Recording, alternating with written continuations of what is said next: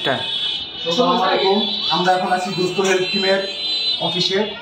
এখান থেকে আমাদের রমজান উপলক্ষে বেশ কিছু পরিবারের মাঝে ইফতার সামগ্রী হাদিয়া স্বরূপ দেওয়া হচ্ছে। তো আমরা এখন প্রতিষ্ঠানের প্রতিষ্ঠাতা পরিচালকের সাথে কিছু কথা বলবো। স্যার, আপনাদের এখানে কি পরিমাণ অর্থায়ন আসছে? আসলে আমরা ব্যক্তিগত কোনো অর্থ গ্রহণ করি না, কিন্তু হ্যাঁ, আমাদের পরিচিত মাধ্যম অতিরিক্ত পরিচয় তো যারা আমাদেরকে বিশ্বাস করে, আমাদেরকে চিনে, পরিচিত ছাড়া আমরা কোনো আসলে নগদ অর্থ গ্রহণ করি না। পরিচিতের মাধ্যমে টুকটাক সার্বিক সহযোগিতা এসেছে। তো আর আমাদের প্রতিষ্ঠানের সদস্যবৃন্দদের উদ্যোগে, তাদের সার্বিক সহযোগিতা এবং আর্থিক সহযোগিতায় আমাদের আজকে এই প্রতিষ্ঠানের ইফতার হাদিয়া বিতরণ কাজ আমরা পরিচালনা করব। তো কত অনুদান আসছে এটা আমরা পরবর্তী ভিডিওতে একবারে অ্যামাউন্ট আকারে আমরা প্রকাশ করব। আপনাদের এখানে একটা প্যাকেজে কি কি থাকতেছে? আমাদের এখানে প্যাকেজে থাকতেছে 1 লিটার সরিষার তেল, 1 কেজি মুড়ি, হাফ কেজি খেজুর, 1 কেজি ছোলা বুট, 1 কেজি চিনি আর 1 কেজি লোকে ফেসারি ডাউল।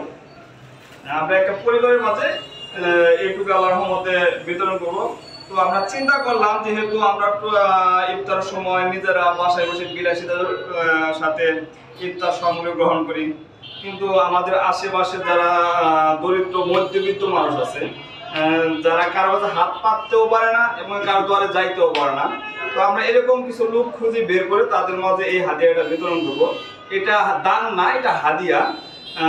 আমরা দান মূলত আসলে গ্রহণ করি না, হাদিয়া গ্রহণ করি। আর আমরা হচ্ছে গিয়ে এখানে দুস্থ হেলথ টিমে কোনো নগদ অর্থ গ্রহণ করি না, কোনোভাবেই গ্রহণ করি না।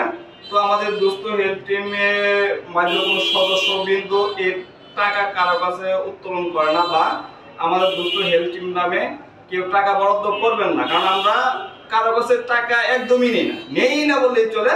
হ্যাঁ, আমাদের পরিচিত শুভাকাঙ্ক্ষী যারা আছে, জাস্ট তাদের একটু সার্বিক সাহায্য আমরা গ্রহণ করি। ধন্যবাদ। তো এই দুস্থ হেলথ টিম 2022 সালে প্রতিষ্ঠিত হলেও এর মূল বৃহৎ আকারে কাজ শুরু করে 2024 সালে ফেনী বন্যার মাধ্যমে। সেখানে প্রায় দুস্থ হেলথ টিমের নিজস্ব উদ্যোগে সেখানে প্রায় 650 পরিবারের মাঝে ত্রাণ বিতরণ করতে সক্ষম হয়। এরই পরিধারায় 2025 সালে রমজান মাসে কতিপয় দুস্থ ও অসহায় ব্যক্তিদের পরিবারে তো ইফতার সামগ্রী বিতরণ করা হবে। ধন্যবাদ।